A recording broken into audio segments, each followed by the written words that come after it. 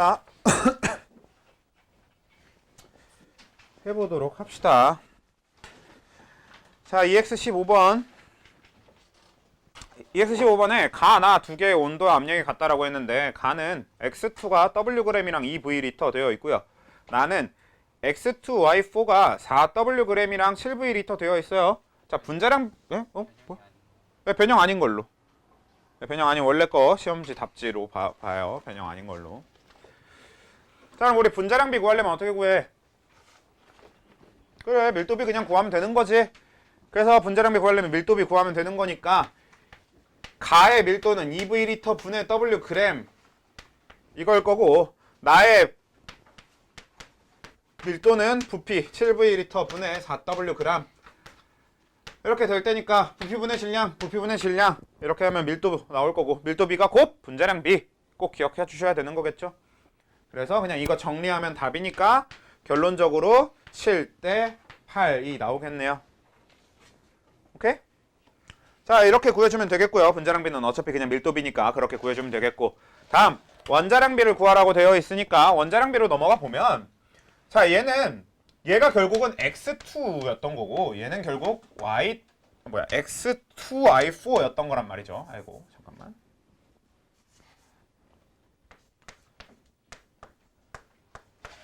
그럼 이제 이걸 원자량비는 어떻게 구하면 되냐면, 지금 분자량비가 7대 8 이렇게 되어 있잖아요. 그럼 이거를 가져와서 그냥 매개 하나 집어넣고 X2의 분자량을 7M 이런 식으로 적어볼 수 있을 거 아니야. 그러면 X2Y4의 분자량은 8M이 되는 거지. 왜? 어차피 7대 8이기만 하면 되는 거니까. 그럼 M이라고 하는 새로운 미지수가 생긴 것 같아 보이지만 이건 미지수가 아닙니다. 왜냐면 어차피 우리가 나중에 원자량 B를 구하고 나면 M은 사라질 거라서 이렇게 매개로 넣어주면 되는 거야, 잠깐. 그럼 이제 간혹가다 그런 분들이 계시죠. 선생님, 그냥 이거 7대 8이니까 얘 7이고 얘 8로 놓고 문제 풀면 안 됩니까? 객관식에서는 그래도 되는데 실제로 서술형에서 이렇게 풀면 그냥 점수가 깎이고 나갑니다. 그러니까 예지간하면 이런 식으로 접근하는 게 정석이니까. 그치? 비례식을 이런 식으로 써주는 건 익숙해지시는 게 좋아요. 사실은 되게 지극히 수학적인 이야기이기도 하지만 화학에서 되게 많이 쓰는 겁니다. 비례식이 이렇게 있으면 그냥 매개로 문자 하나 집어넣고 이렇게 써주는 거. 그럼 이걸로 뭐 하면 돼? EX12번 풀듯이 식 세우면 되겠죠?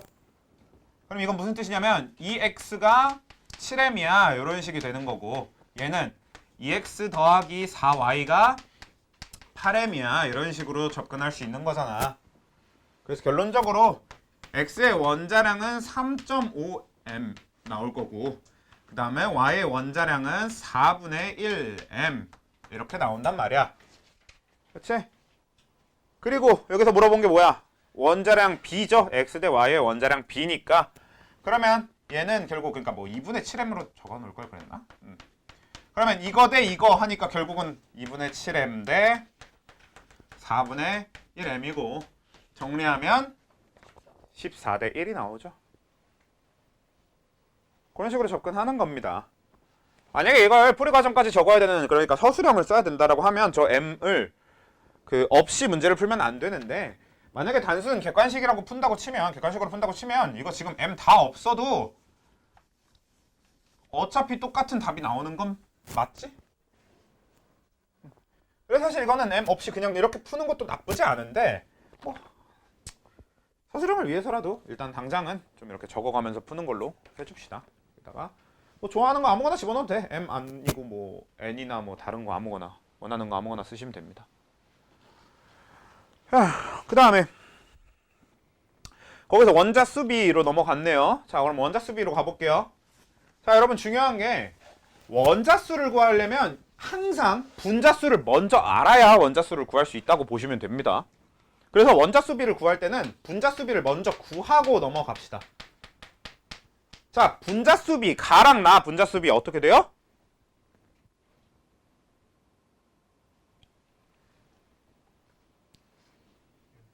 (2 대 7) 왜? 부피비가 몰수비죠. 그래, 지금 부피가 2V랑 7V란 말이야. 그럼 몰수도 2 대 7이겠지. 그리고 거기서 얘기하는 몰수가 곧 분자수예요. 원래 그 분자수가 몰수를 얘기하는 거니까 일단 분자수비가 2대 7이야. 여기서부터 시작을 해야 된다는 거죠. 그쵸? 분자수비가 몰수비니까 쓸 수 있는 거 맞잖아. 맞지? 자, 그러니까 2대 7인데 거기다가 뭐예요? 얘는 분자당 구성 원자수가 2개니까 원자수로 넘어가면 2 곱하기 2 이렇게 해주면 되는 거겠고. 그리고 현재 몰수가 7 이쪽인 나는 7 곱하기 6 해주면 되겠네요. 왜? X2Y4니까 분자당 구성 원자수가 6이잖아. 그래서 얘는 곱하기 6, 얘는 곱하기 2 이렇게 해주면 되겠죠. 그래서 이걸 정리하면 몇이냐? 2대 21인가? 이렇게 나오겠네요. 알겠어? 알겠어. 이것도 아까처럼 이걸 그냥 정식으로 접근한다고 치면 어떻게 하면 되냐면 얘가 2니까 가는 2n몰이 있고 나는 7n몰이 있어요. 그럼 얘는 곱하기 2를 해서 4n몰의 원자수가 있게 되는 거고 얘는 곱하기 6을 해서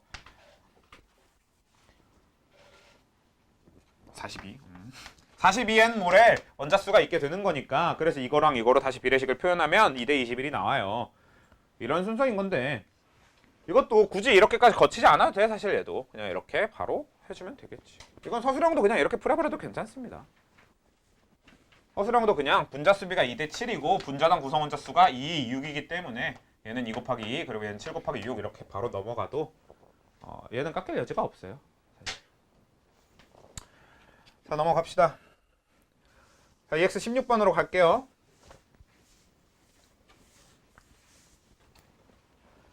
자, EX 16번. 자, 기체 가가 있는데 얘가 XY4라고 합니다. 그래서 주어진 게 분자량, 분자수, 질량, 부피. 자, 이렇게 되어 있으면 해봅시다. 자, 얘가 분자수가 0.1몰이라고 하고요. 그리고 질량이 1.6g이래요. 그럼 뭐야? 분자량이 16이라는 뜻이죠?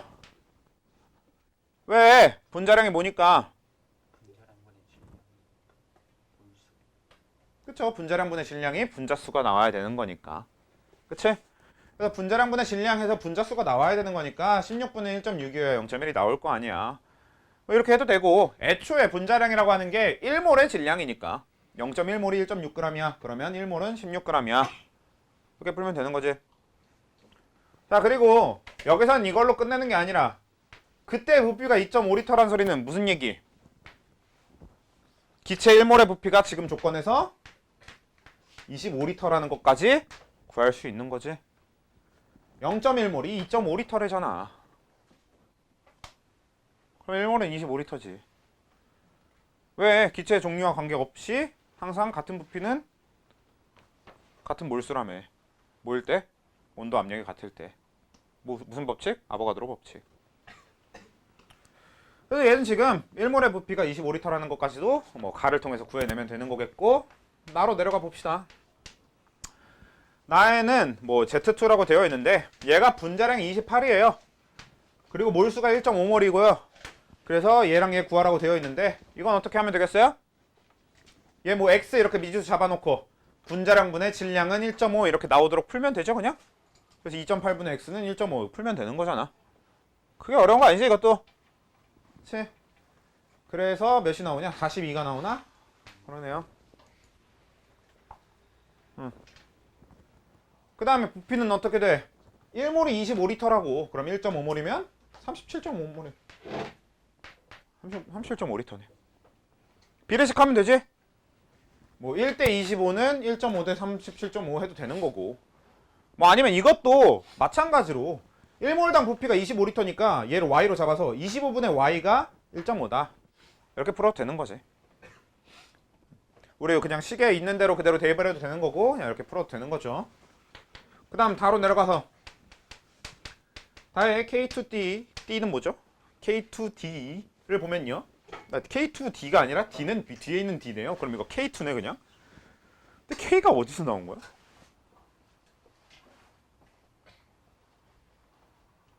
난 이 K가 정말 마음에 안 들어. 갑자기 K가 왜 나왔을까요? 문제 푸는데 전혀 상관이 없긴 한데 그냥 마음에 안 들어요. 아마 X2지 않을까 싶기도 하고. 마음에 안 들면 어쩌겠어요. 이거 뭐 원장쌤이 만드신 프린트인데. 자, 아무튼 해봅시다. 그래서 뭐 K2라고 하는데 얘가 얘는 이제 뭐가 주어져 있냐면, 자, 얘가 64g이라고 주어져 있고요. 그 다음에 얘가 50L라고 주어져 있네요. 자, 그럼 50L면 몇 몰이에요? 2몰이지. 왜? 1몰이 25L니까 50L면 2몰. 그럼 얘는 2몰이 64g인 거니까 1몰이 32g. 분자량 32. 됨? 되지? 쉽죠? 어렵지 않지? 그 다음에 그러면 기역, 니은, 디귿, 리을까지는 해결이고 미음만 따로 풀면 되겠네요. 가의 원자수 구하라고 했어요. 자, 어떻게 하면 돼? 얘가 분자수가 0.1인데 얘 분자당 5개씩 들어있죠? 그러면 그냥 곱하기 5 해주면 되는 거라고 했잖아. 그래서 0.5몰. 됨? 돼요. 자, 넘어갑시다. 다요? 다시요. 그러면 다시 보면요. 여기 이게 적혀 있었던 정보잖아. 누가 근데 다시 누구냐? 그래요. 자, 50L면 2몰인 거지? 왜? 1몰이 25L라고 했잖아. 그러니까 가에서 구한 1몰 25L는 모든 기체에 다 성립해야 된다고. 왜? 아보가드로 법칙. 기체 종류와 상관 없는 거니까. 그래서 얘가 50L면 2몰이란 뜻이니까 2몰이 되겠고. 그럼 2몰이 64g이란 뜻이네, 지금. 그럼 1몰이 32g. 그래서 분자량이 32. 되죠? 자, 넘어갈게요, 이제. EX 17번.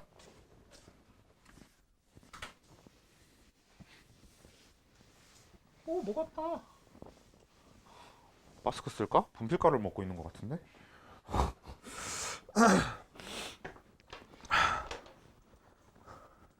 자, EX 17번 보도록 합시다. 자, EX 17번을 보면요. 자, EX 17번은 좀 어렵나? 여기부터 좀 어려울 수도. 자, 충분한 양의 물에 NaCl 11.7g과 염화나트륨 MgCl2xg을 녹인 것이다. 단 NaCl과 MgCl2의 화학식량을 58.5와 95이고 완전히 이온화하였다 이렇게 되어 있는데, 자, 일단 문제의 시작이, 그러니까 여기서도 사실 리프린트 자체가 이 순서대로 풀라고 먼저 알아내는 걸 하는 거란 말이야. 순서대로 되어 있는 거란 말이야. 그러니까 여기서 제일 먼저 뭐 알아내라고 되어 있는 거냐면 검은 세모가 누구고 검은 네모가 누구고 하얀 동글뱅이가 누구고 이거부터 알아내라는 거지. 자, 이 중에 가장 먼저 알 수 있는 게 검은 네모입니다. 검은 네모가 누구니까? 검은 네모는 무조건 CL-일 수밖에 없으니까 먼저 알아낼 수 있는 거야. 왜 검은 네모가 무조건 CL-일 수밖에 없냐면 지금 CL-가 제일 많을 거거든. 그치? 우리가 넣어준 게 NaCl이니까 Na 플러스랑 CL- 이렇게 1대1로 들어가 있게 될 거고, 근데 또 넣어준 게 MgCl2니까 Mg 플러스에다가 그거의 2배로 또 CL-가 더 들어가야 되는 거잖아. 그러니까 어떻게든 우리는 CL-를 제일 많이 넣어준 게 됩니다. 그럼 제일 많이 들어있는 CL-가 검은 네모 4개 여기에 될 수밖에 없는 거겠죠? 자, 그 다음에 Na 플러스가 누구고 Mg 플러스가 누군지 그냥 봐서 모르겠으면 둘 다 해보세요. 그러니까 무슨 얘기냐면 그냥 Mg 플러스가 한번 검은 세모라고 가정을 한번 해봅시다. Na 플러스는 하얀 동그라미라고 그냥 가정을 하고 한번 진행을 해보자. 그러면 문제 조건에 보면 하얀 동그라미가 1개니까 얘가 1개고 검은 네모는 4개고 검은 세모는 2개 이렇게 돼야 되는 거죠. 그럼 이렇게 되도록 한번 만들어 봅시다. 자, NaCl을 몇 개 넣어줘야 되냐면 일단 Na 플러스가 1개 있어야 되니까 NaCl이 1개 있으면 되는 거겠네요. 그러면 그때 Na 1개, Cl 1개 이렇게 되는 거 맞죠? 그 다음에 MgCl2 쪽으로 가보면 어떻게 돼? Mg가 2개 있어야 되는 거니까 이 자체가 2개 있어야 되는 거죠. 그러면 Mg가 2개가 되는 거고 그때 CL이 4개가 되지. 그러면 더하면 CL이 몇 개가 돼? 5개가 되지. 그러니까 문제 조건과 맞아 안 맞아? 안 맞잖아. 그러니까 땡. 그래서 뭐? Na 플러스가 세모, Mg 플러스가 동그라미 이렇게 하면 되겠지? 왜? 얘가 1이고 얘가 2면 Mg 플러스 1개 그러면 잠깐 봐봐. 그래, NaCl이 2개 있으면 그럼 얘 두 개, 얘 두 개가 될 거고 MgCl2가 하나 있으면 Mg가 한 개, CL이 두 개 해서 두 개, 한 개, 네 개 정확하게 성립하는 거잖아. 잘 모르겠으면 둘 다 해보란 얘기고 사실 여러분들이 궁극적으로는 이걸 그냥 보고 바로 알아내줄 수 있는 게 좀 목표가 될 거긴 합니다. 이거 지금 일일이 하고 있으면 여러분들 시험 시간이 무조건 100% 모자라기 때문에 이거는 나중에 가서는 알아내줄 수 있게 그냥 보고도 알 수 있게 바로 보고 바로 알 수 있게 해야 되는데 그러려면 충분한 연습량만 받쳐주면 어차피 알아서 나중 되면 보고 알 수 있게 될 거야 바로. 자, 아무튼 이렇게 될 거고요. 그 다음에 뭘 해야 되는지 봅시다. 알아내고 나서 그냥 순서대로 가봅시다. 얘는 용액 속 용해된 NaCl의 분자수를 먼저 구해보래. 그러면 NaCl의 분자수를 구하라고 하니까 어떻게 하면 되겠어요? 자, 문제에 주어진 조건을 보면요. NaCl이 11.7g이라고 적혀 있고요. 그리고 얘가 58.5가 분자량이라고 되어 있죠. 그럼 우리 어떻게 하면 돼요? 그냥 몰수는 분자량분의 질량 하면 되겠지. 그래서 58.5분의 11.7이니까 5분의 1몰 나오겠네. 맞지? 그자? 그냥 화학식량분의 질량하면 되는 거잖아. 그치? 근데 우리 방금 이미 구해놨다시피 어떻다고 NaCl하고 MgCl2의 몰수비는 그냥 2대1인 겁니다. 왜? 우리가 이 그림 그려놓은 걸로 이미 알고 있잖아. 이거 구하는 과정에서 누가 누군지 구하는 과정에서 이미 구했다고. NaCl하고 MgCl2는 2대1이어야 되는 거야. 그래서 몰수비는 2대1이에요. 그럼 결국 얘가 5분의 1몰인데 몰수비가 2대1이 성립하려면 얘는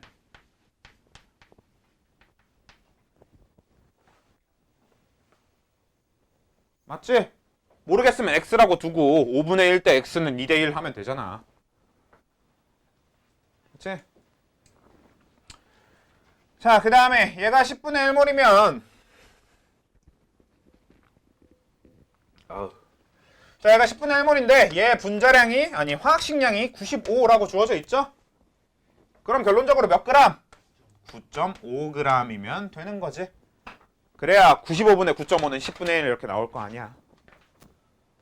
여기도 마찬가지. 95를 알고 있는 상태니까 얘를 y라고 놓고 95분의 y는 10분의 1 이렇게 하든가. x네요 얘가 심지어. 그치? 문제 조건에 아예 xg이라고 줬으니까 이거는 95분의 x는 10분의 1 이렇게 식을 세워서 풀면 되는 거지. 그냥 우리가 문제에서 준 식을 아니지. 문제에서 준 식도 아니야. 원래 우리가 알고 있는 식 분자량분의 질량은 몰수, 화학식량분의 질량은 몰수. 그것만 그냥 충실하게 이용해주고 있는 거잖아요. 그치? 항상 우리가 모르는 걸 시키지 않습니다. 그러니까 아는 걸 끄집어 와서 그걸 어떻게든 문제에 맞게 변형만 잘 시키면 돼요. 원래 그래. 그리고 원래 그게 어려운 거고. 자, 그래서 질량까지 다 구했고 그럼 최종적으로 얘 보면요. MgCl2가 10분의 1몰이니까 결국 Mg는 10분의 1몰이라는 소리지. 그리고 여기 Cl-가 아이고 5분의 1몰이라는 소리겠네요. 2배니까. 그치? Cl 2개씩 들어있으니까 2배 해줘야 되고 Mg는 하나씩 들어있으니까 그냥 갖다 쓰면 되는 거고 곱하기 1 해주는 거니까. 얘도 얘 Na 하나씩 들어있으니까 얘가 곱하기 1 그냥 5분의 1. 얘는 하나씩 들어있으니까 5분의 1. 그치? 최종적으로 세모는 까만 세모 누구야? NA죠. 그럼 NA는 5분의 1몰. 그 다음에 까만 네모 Cl-죠? 그럼 이거 더하기 이거에서 5분의 2몰. 그 다음에 Mg는 동그라미 얘가 Mg죠? 그럼 얘가 10분의 1몰. 뭐 0.1몰, 0.2몰, 0.4몰 이렇게 적어도 되고. 순서는 0.2, 0.4, 0.1이 맞네요. 알겠냐고. 오케이. 알겠죠? 자, 다음 넘어갑시다. EX 18번 가보도록 하십시다. 아이 목 아파. 자, EX 18번 충분한 양의 물 EX 17번 다시 읽고 있었네요. 죄송합니다. 자, EX 18번 보면요. 그냥 문제 안 읽고 할게. 자, A 같은 경우는 XY2가 11g 6L 이렇게 되어 있는데 결국 분자수비는 6대 12대 18 하면 되겠죠? 왜? 부피비가 분자수비잖아. 그래서 1대 2대 3 되죠? 그냥 부피비가 몰수비. 예, 되죠. 그 다음에 A 대 B 대 C의 분자량의 비는 이라고 되어 있네요. 자, 이건 어떻게 하면 돼요? 밀도비 하면 되는 거겠지? 그래서 밀도비 하면 되니까 6분의 11대 12분의 9대 18분의 12 하면 되는 거지? 정리하면 22대 9대 8이 나오는 거죠. 자, 그 다음에 원자수의 비는 이라고 되어 있죠. 자, 이제 이 원자수의 비로 넘어가면 어떻게 돼? 방금 분자수비가 1대 2대 3이었지?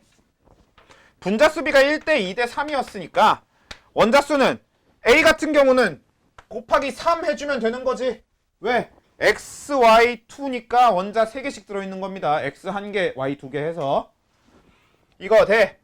그 다음에 B는 원래 2였는데 얘도 분자당 원자 3개씩 들어있으니까 곱하기 3 하는 거지. 왜? Z2Y니까 원자 3개 맞잖아. 그 다음에 C는 3 곱하기에다가 원래 3 있었으니까 3 곱하기 XZ4니까 얘는 뭐야? 5지? XZ4 하면 Z 4개, X 1개. 돼요? 그래서 정리하면 1대 2대 5가 나오겠네요. 오케이? 원자수비 구할 수 있겠지? 모르겠으면 모르겠다고 얘기를 하세요.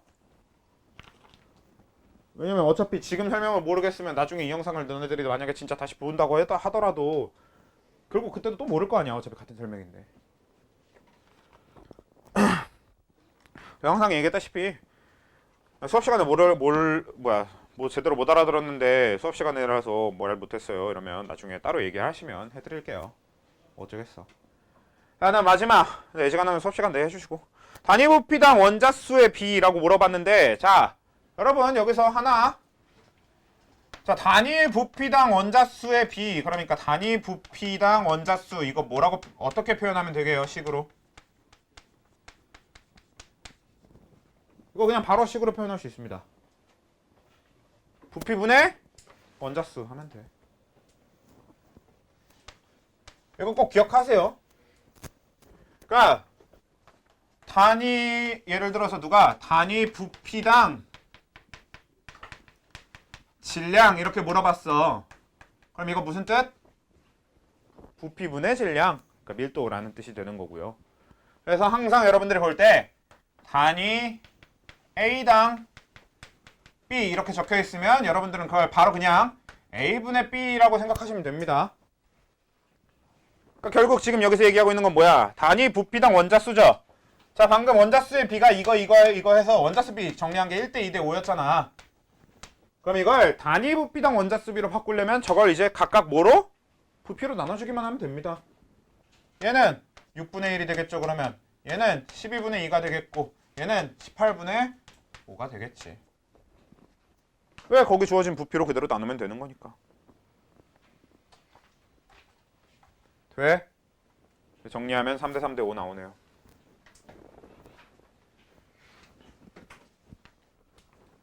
오케이? 요거 단위 A당 B 하면 A분의 B 단위 어쩌고 대 어쩌고당 저쩌고 하면 어쩌고분의 저쩌고 이런 식으로 꼭 생각해 줘야 돼.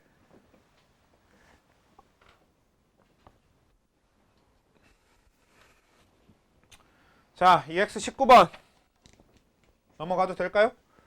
EX 18번만 해도 조금 어렵나? 사실 그 전부터 이미 어려웠나? 아무튼 뭐 할만하지?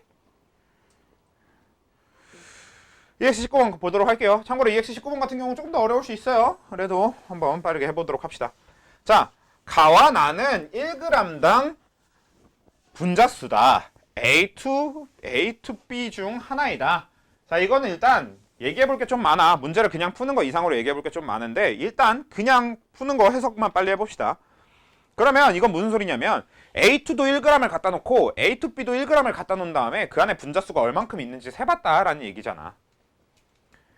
그런데 가는 A2랑 A2B 중에 누군지 몰라지만 가는 1g에 7N이 들어있었고 나는 1g에 11N이 들어있었어. 그럼 1g당 들어있는 게 더 많은 쪽이 누구였단 소리야?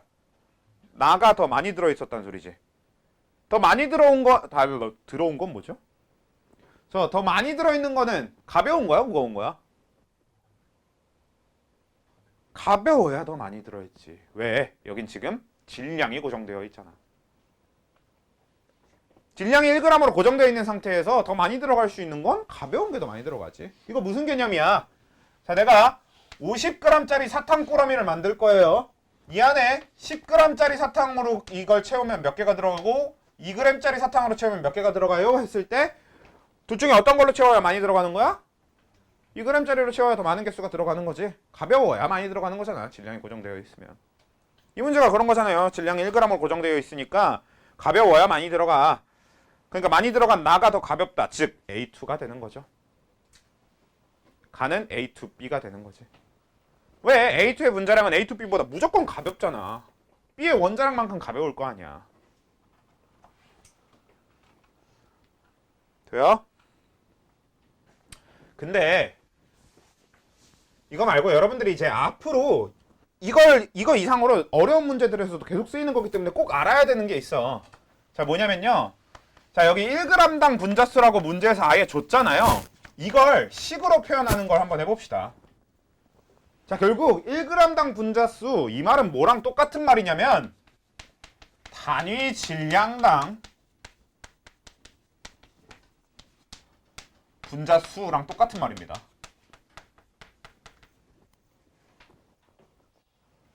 왜? 단위 질량이라고 하는 게 질량을 기준으로 했을 때 단위가 되는 1을 기준으로 하는 거기 때문에 단위 질량이 원래 1g 혹은 1kg 이런 걸 갖다 쓰는 거야. 만약에 우리가 단위 부피당 하면 리터나 밀리리터를 갖다 쓰면 되는 거예요. 1ml 혹은 1리터를 기준으로 하는 거지. 단위 분자수당 뭐 이렇게 하면 1몰을 기준으로 하면 되겠고. 이렇게 기준으로 잡는 거란 말이야. 그러니까 1g당 분자수는 단위 질량당 분자수랑 같은 말이야. 그럼 이걸 식으로 표현하면 뭐예요? 질량분의 분자수죠. 그치? 자, 그러면 이 질량분의 분자수 적어놓고 질량하고 분자수가 들어있는 우리가 아는 식은 뭐밖에 없냐면 분자수는 화학식량분의 질량. 이 식밖에 없잖아, 우리가 알고 있는 식은. 그래서 이거랑 비교해봐. 그럼 질량분의 분자수는 뭐야? 화학식량의 역수가 되죠.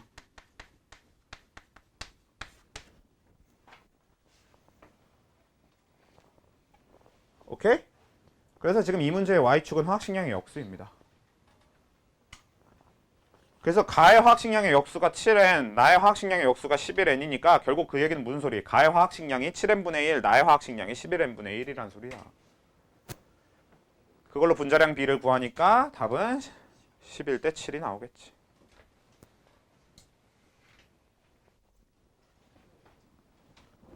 정말 중요합니다. 이거 막 지금 이 정도 문제부터 수능 막 킬러, 핵심 킬러 막 이런 데까지도 쓰이는 되게 범용성이 높은 거예요. 굉장히 중요합니다. 굉장히. 오케이?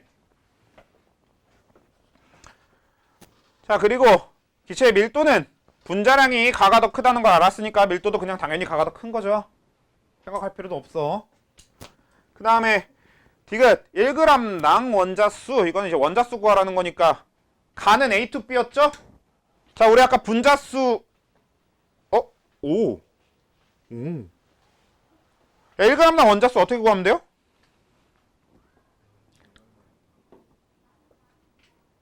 애초에 지금 다시 그래프에 y축에 적혀있는 게 1g당 분자수지? 그러면 1g당 분자수가 가는 7n이고 나는 11n인 거 아니야? 그럼 이거 그대로 적어놓고 얘는 분자당 원자수가 몇 개? 3개. 그럼 곱하기 3. 얘는 분자당 원자수가 몇 개? 2개 곱하기 2. 이게 끝이지.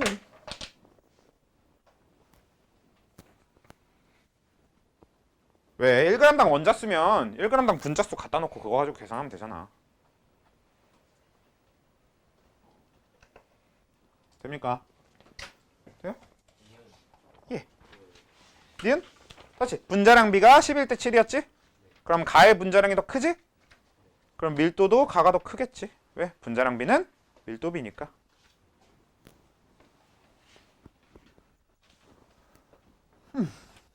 됐나요?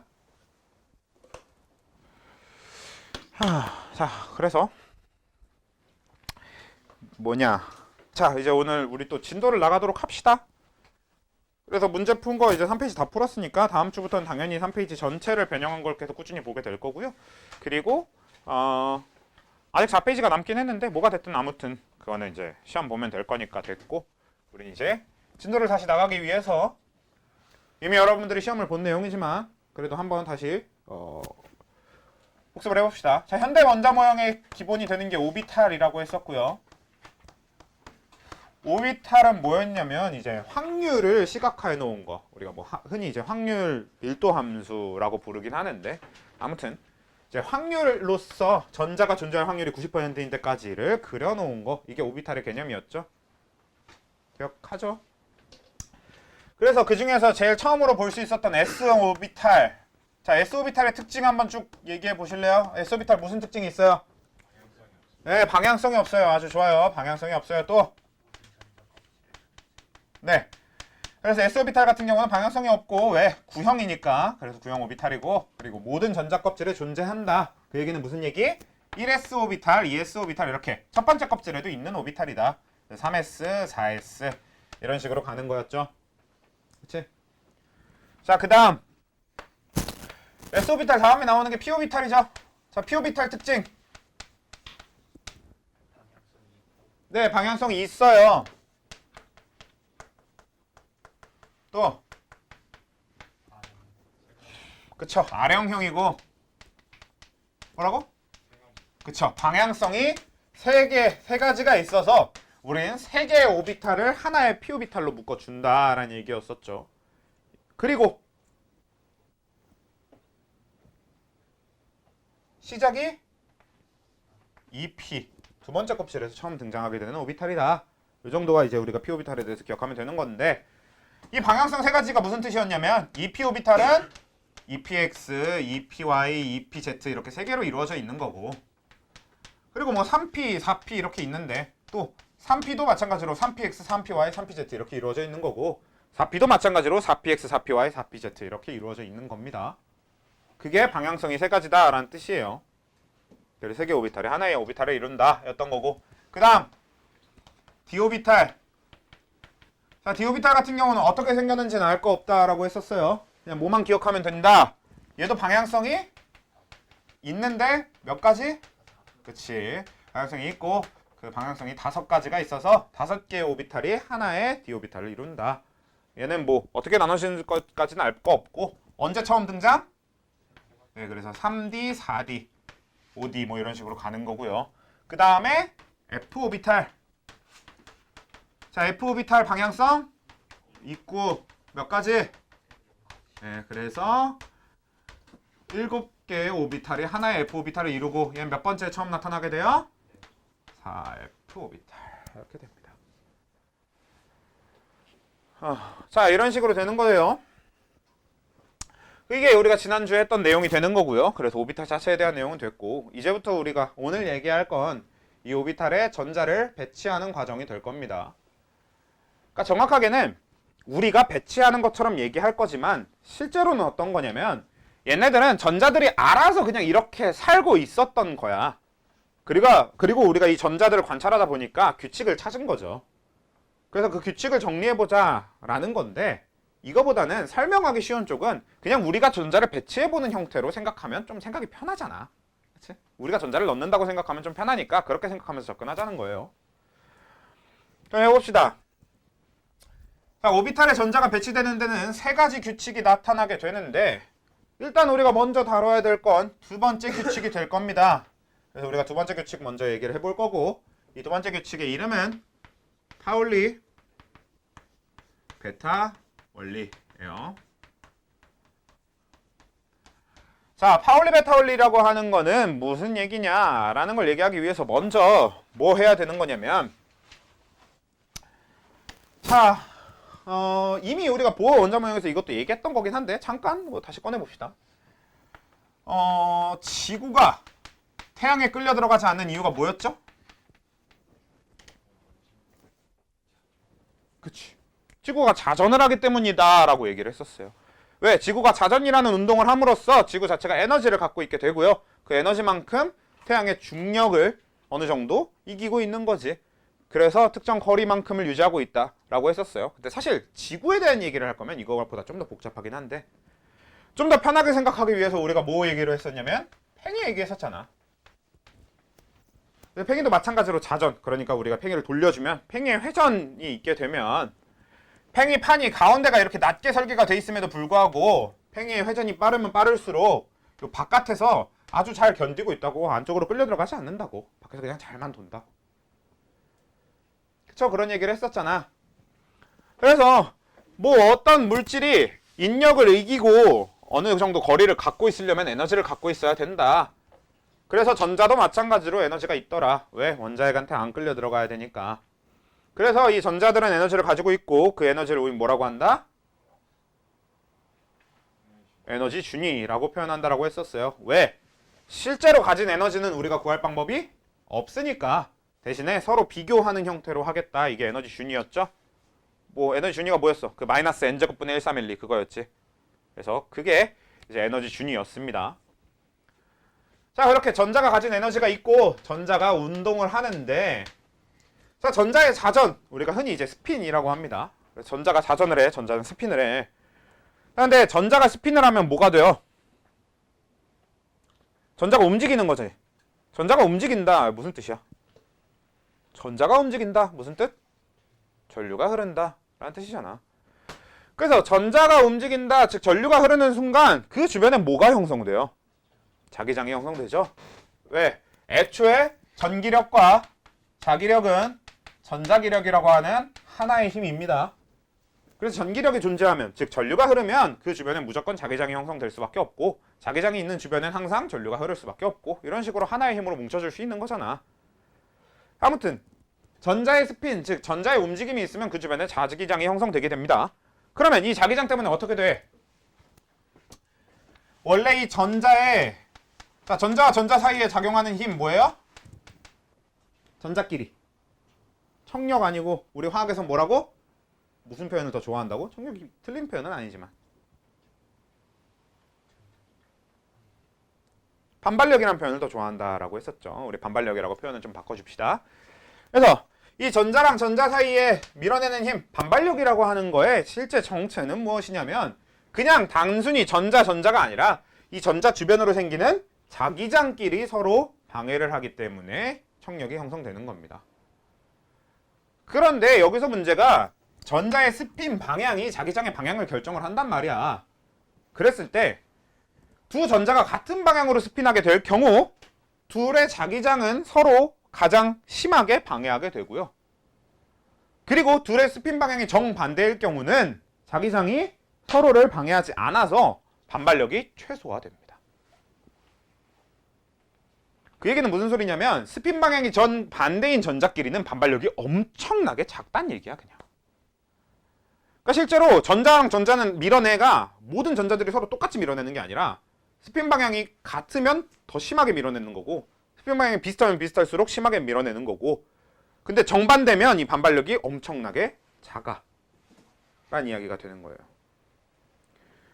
그렇다 보니까 그 결과가 어떻게 되는 거였어? 파울리 베타 원리. 그러다 보니까 그 결과가 어떻게 되냐면요, 모든 전자들은 같은 오비탈 속에 들어있는 두 전자는 서로 무조건 스핀 방향이 반대여야 됩니다. 왜? 그래야 반발력이 최소화되고 그래야 같은 오비탈 속에 들어있을 수 있는 거야, 그냥. 근데 스핀 방향이 반대인 것들만 전자에 오비탈 안에 들어있을 수 있다는 소리는 한 오비탈당 전자 몇 개만 들어갈 수 있겠어? 두 개만 들어갈 수 있게 되겠지. 그래서 그렇게 두 가지가 파울리 베타 원리가 됩니다. 서로 스핀 방향이 반대인 두 개의 전자만 들어갈 수 있다. 어디에? 오비탈 하나에. 이게 파울리 베타 원리가 되는 겁니다. 그래서 그 결과 어떻게 돼? S오비탈에 전자 몇 개 들어가겠고 두 개까지 들어갈 수 있게 되는 거고, 근데 P오비탈엔 전자가 몇 개까지 들어갈 수 있겠고 6개까지 들어갈 수 있게 되겠고, D오비탈엔 전자가 몇 개까지 들어갈 수 있겠고 10개까지 들어갈 수 있는 거고, F오비탈엔 전자가 몇 개까지? 14개까지 들어갈 수 있게 되는 겁니다. 이게 그냥 파울리 베타 원리예요.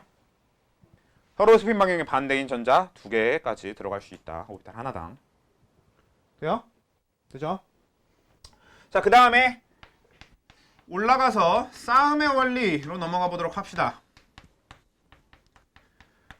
자, 얘도 완벽하게 기본적인 자연에서의 섭리를 그대로 따라가게 되는데 뭐가 있냐? 이것도 보호 원자 모형 때 얘기했었던 것 같은데 모든 물질은 자연 상태에서 본인이 가진 최소한의 에너지만 갖고 있으려고 한다. 가능한 가장 작은 에너지만 가지고 있으려고 한다라는 성질이 있습니다. 이건 그냥 자연의 성질이야. 자연 자체가 원래 그래요.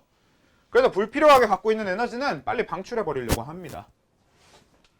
그렇단 얘기는 결국 뭔 소리냐? 모든 전자들은 본인이 가능한 한 최소한의 에너지만 가지려고 해. 그리고 그 결과 어떻게 돼요? 가장 에너지가 낮은 오비탈부터 전자들이 채워지게 되는 거지. 이건 우리가 말하고 설명하기 위한 이론이지 사실 정확한 순서는 뭐야? 그냥 전자들이 알아서 에너지가 낮은 데부터 배치가 되어 있었던 거고 그냥 전자는 에너지가 제일 낮은 애들이 당연히 1s 오비탈 형태로 있었던 건데 얘네 두 개가 끝나고 나면 걔네들이랑 반발하지 않기 위해서 에너지가 좀 더 큰 전자들이 나타날 수밖에 없어. 얘네들은 에너지가 더 작으려고 해도 그 안에 있는 전자들을 이길 수가 없어요. 이미 걔네들끼리 반발력이 충분히 있으니까. 얘가 에너지를 더 방출하고 싶어도 그 전자들이랑 이제 행동이 겹치게 되면 반발력이 커질 거 아니야. 그래서 어쩔 수 없이 에너지를 많이 가진 전자일 수밖에 없는 거지. 그래서 이런 식으로 에너지를 조금 더 가질 수밖에 없는 거예요. 뭐가 될수록 이 두 개의 전자, 두 개의 전자 이렇게 오비탈이 넘어갈수록. 당연히 그럴 수밖에 없는 거야. 근데 그걸 이런 식으로 접근하지 말고 아까 얘기했다시피 전자를 배치하는 형태로 접근을 해서 에너지가 낮은 오비탈부터 전자가 채워져 라고 접근하자는 거고 그러려면 에너지가 낮은 오비탈부터 외워주면 되겠죠. 그래서 가장 에너지가 낮은 오비탈이 누구? 1s 다음 2s고요. 그 다음이 2p. 그래서 2p 오비탈이 2s 오비탈보다 에너지가 큽니다. 그럼 이 얘기는 무슨 얘기냐? 우리가 분명히 보호 원자 모형에서는 두 번째 껍질에 있는 전자끼리는 전부 마이너스 4분의 1, 3, 1, 2 이런 식으로 얘기가 되었어야 되는데 그게 아니란 얘기예요. 두 번째 껍질에 있는 전자라고 하더라도 2s 오비탈에 있는 전자는 2p 오비탈에 있는 전자보다 에너지가 작습니다. 2p 오비탈에 있는 전자들이 2s 오비탈에 있는 전자들보다 에너지가 커요. 이런 얘기가 되는 거고요. 그리고 무엇보다 중요한 건 그 마이너스 n제곱분의 1312라고 하는 이 에너지 준위에 대한 식 이거는 원래 수소한테밖에 못 써요. 수소를 제외하고는 그 어떤 원소도 저 식이 성립하지 않습니다. 저건 원래 수소의 전자한테만 쓸 수 있는 거예요. 왜? 저건 애초에 수소선 스펙트럼으로 만들어낸 식이니까. 딱 수소한테만 쓸 수 있어. 수소를 제외하고는 원자핵도 강해지고 전자간 반발력이라는 게 형성되면서 막 엄청나게 달라집니다. 수소한테는 전자간 반발력이 없어요. 왜? 수소한테는 전자가 하나밖에 없어. 그래서 얘기가 수소와 수소가 아닌 것들은 서로 완벽하게 달라요. 굉장히 다른 점이 많습니다. 아무튼 그래서 2p 다음에가 3s 오비탈이고 3s 다음에 3p인데 3p 다음에 세 번째 껍질엔 분명히 3d 오비탈이라고 하는 오비탈이 있어야 되는데 3p보다 3d가 큰 건 맞아. 근데 3p하고 3d 사이에 4s가 먼저 있습니다. 그 얘기는 무슨 얘기냐면 네 번째 껍질의 오비탈인 4s 오비탈이 세 번째 껍질의 오비탈인 3d 오비탈보다 에너지가 작다는 뜻이에요. 실제로 전자가 채워질 때도 4s 오비탈이 먼저 채워집니다. 그래서 이건 굉장히 중요한 이야기로 연결이 되는데 자 한번 봅시다. 좀 지우고 이제 자, 여러분 아르곤 뭘까요? 자 아르곤을 지금까지 배운 두 개의 원리로만 전자 배치를 한번 해볼게요. 그러면 아르곤 몇 번? 18번 18번 네 18번이니까 아르곤 18번이라서 해보면 그냥 전자 18개를 순서대로 채우면 돼요. 저거대로. 자 그러면 제일 처음에 제일 작은 게 1s니까 1s 데려와. s오비탈의 전자 몇 개? 2개라고 했으니까 2개 이렇게 채우면 됩니다. 그 다음 데려와 2s. 2s 오비탈의 전자 몇 개? 2개 들어갈 수 있겠죠? s오비탈은 그냥 2개 들어가는 거니까. 그 다음에 2s 다음에 데려올 게 누구야? 2p 데려오면 되겠고 2p는 전자 아까 몇 개까지 들어간다고 했어? 6개 들어가겠죠. 2p 다음 데려와 3s. 3s에 몇 개? 2개. 3s 다음 데려와 3P에 몇 개?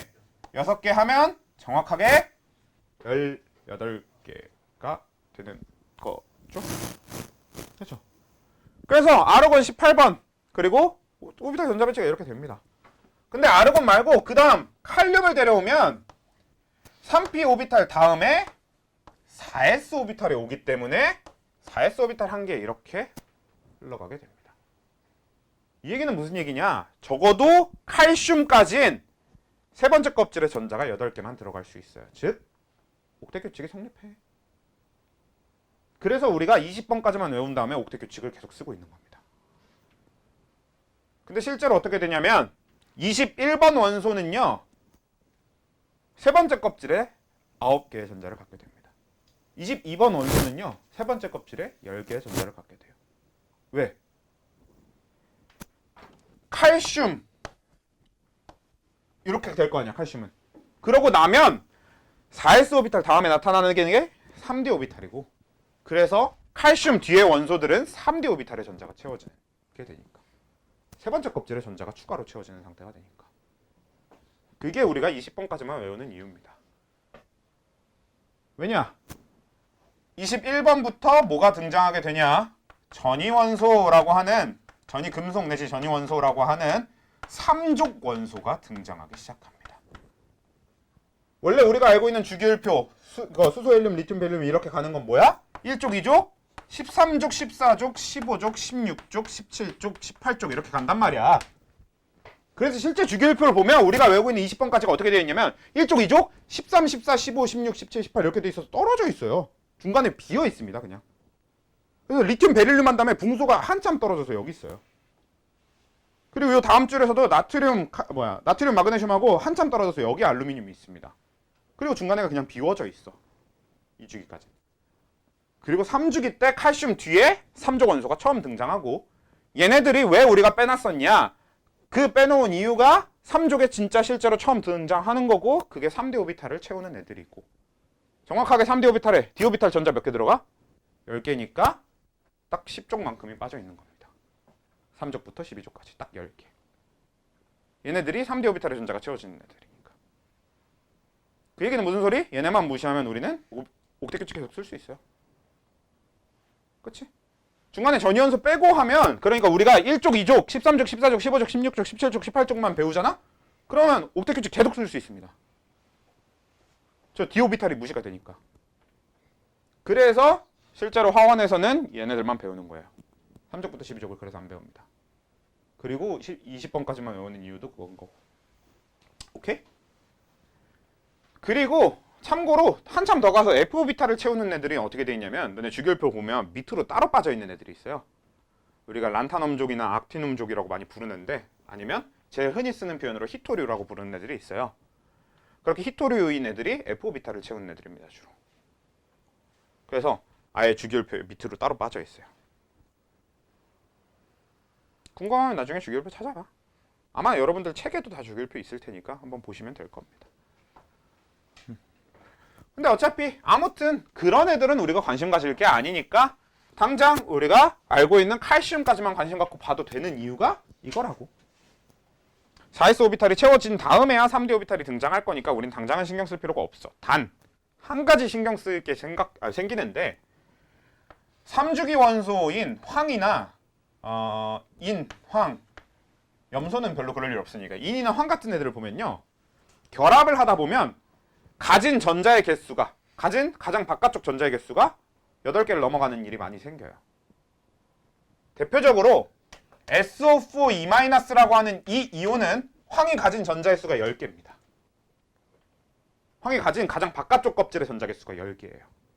근데 그게 왜 가능한지 이제 우린 알지. 왜 가능한 거야? 원래 가능한 거야. 세 번째 껍질은 원래 10개 이상의 원래 8개 이상의 전자가 들어갈 수 있어요. 단지 그냥 전자를 채울 때, 오비탈을 채울 때 4s가 차고 나서야 차는 거니까 우리가 무시하고 있었을 뿐, 원래는 세 번째 껍질엔 전자가 총 18개까지 들어갈 수 있는 겁니다. 그래서 황 자체는 세 번째 껍질에 전자가 6개가 들어있지만 공유결합을 하다 보면 8개 넘어서까지 들어가는 일이 있고, 우리가 이걸 확장된 옥텟 규칙이라고 부릅니다. 그래서 이건 옥텟 규칙이 성립하지 않는다가 아니라 확장되는 옥텟 규칙이 성립한다라고 표현해 주는 거예요. 기억하셔야 됩니다. 오케이? 자, 이렇게 되는 거고요. 힘들어.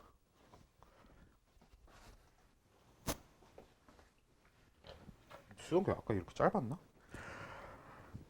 그 다음에 마지막에 이제 훈트 규칙. 참고로 이 싸움의 원리 같은 경우도 수소는 달라. 수소는 전자 간에 구분을 할 필요가 없기 때문에 s오비탈과 p오비탈의 구분이 사라집니다. 그러니까 오비탈 종류에 따른 구분이 사라져. 그래서 수소는 그냥 1s보다 2s가 커. 근데 2s랑 2p랑 구분할 필요가 없어요. 그냥 같아요.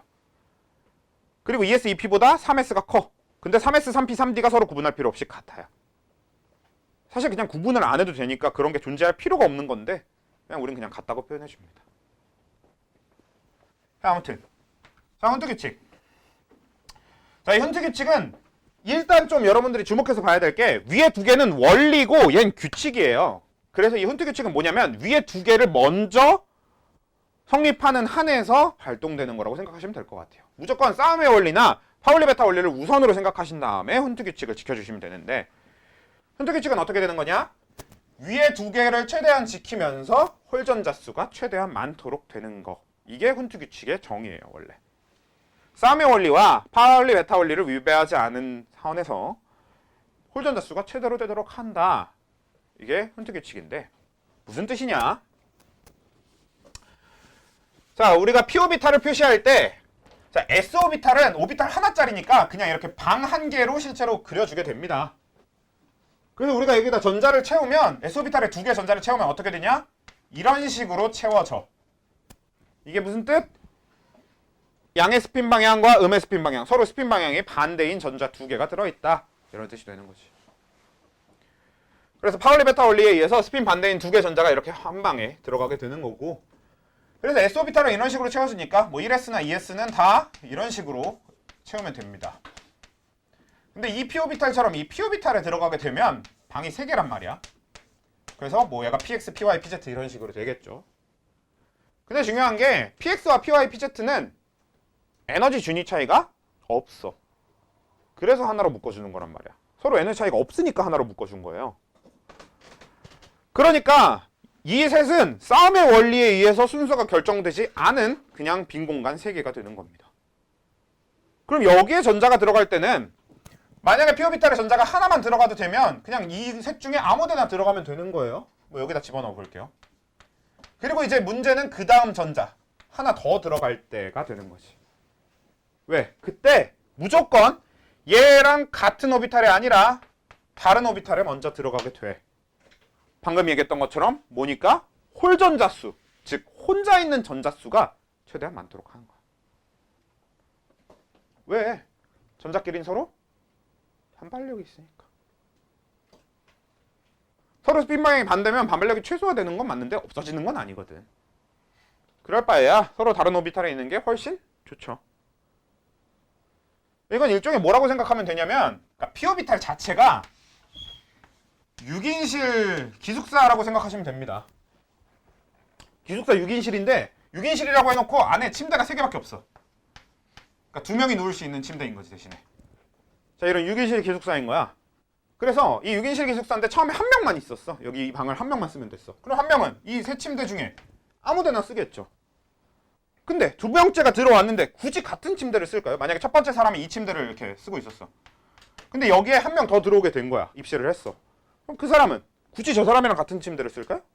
그렇지 않을 거 아니야. 당연히 다른 침대를 쓸 테니까 여기 이렇게 들어갈 거고.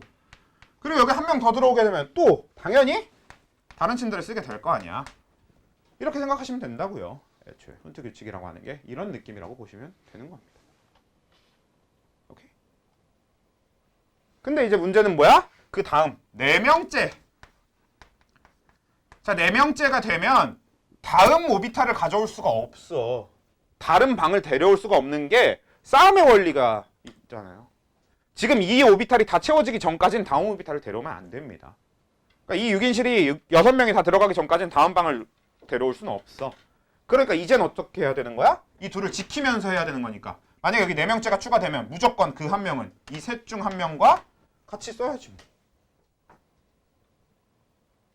그래서 여기 오비탈, p 오비탈의 전자가 채워질 때 3개까지는 서로 다울 전자로 존재하다가 4개째가 되면 셋 중에 어떤 한 방에 이렇게 같이 이렇게 스핀 방향 반대인 전자가 들어가게 되는 거죠.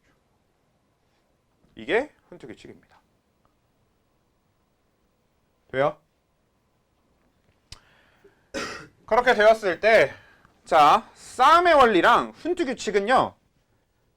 지키면 좋고 안 지켜도 되고 예요. 지금 무슨 얘기냐? 싸움의 원리, 파울리 베타 원리, 훈트 규칙을 다 지키고 있는 전자를 다 지키고 있는 원자를 우린 가장 안정한 원자라고 합니다. 그래서 이걸 뭐라고 하냐면 바닥 상태라고 불러요. 바닥에 누워 있는 것처럼 진짜 안정적인 거야. 근데 싸움의 원리나 훈트 규칙은 위배할 수 있어요. 안 지킬 수 있어. 언제 안 지킬 수 있냐면 안정적이지 않으면 안 지킬 수 있어. 언제 안정적이지 않냐면 에너지를 흡수하면 돼요. 그러니까 에너지를 흡수해서 안정적이지 않은 상태라면 싸움의 원리나 훈트 규칙을 안 지키기도 합니다. 위배하기도 해요. 그러면 우리는 무슨 얘기냐면 전자 배치를 봤는데 싸움의 원리나 훈트 규칙이 위배되어 있으면 그건 안정적이지 않은 상태, 그러니까 들뜬 상태라고 표현해 주는데 우리가 들뜬 상태라고 받아들여주면 되는 거고 셋 다 지켜지고 있으면 바닥 상태라고 지켜주면 됩니다. 얘기해주면 돼요. 근데 왜 3개 중에 이 둘을 위배했을 때를 들뜬 상태라고 하냐면 얘는 그냥 위배할 수 없는 규칙입니다. 절대로 지켜져야 되는 규칙이에요. 스핀 방향이 서로 반대여야만 한다예요. 그러니까 스핀 방향이 같을 수가 없어, 절대. 그리고 한 오비탈에 2개 이상의 전자가 들어갈 수도 없어. 만약에 그렇게 되잖아? 한 오비탈에 전자가 3개가 그려져 있다던가 아니면 스핀 방향이 같은 전자가 그려져 있잖아? 만약에 문제에 그렇게 나오면 그건 들뜬 상태의 원자가 아니라 존재할 수 없는 원자입니다. 이건 분명히 구분을 해주셔야 돼요. 우리가 싸움의 원리나 훈트 규칙을 위배한 그림이 나와 실제 문제를 풀다 보면 그런 걸 보고 우리는 들뜬 상태라고 불러줍니다. 근데 파울리 베타 원리를 위배한 그림이 나와 그건 들뜬 상태라고 불러주는 게 아니라 존재할 수 없는 원자라고 받아들여줘야 됩니다. 꼭 지켜져야만 하는 거야. 파울리 베타 원리는. 됐죠? 여기까지.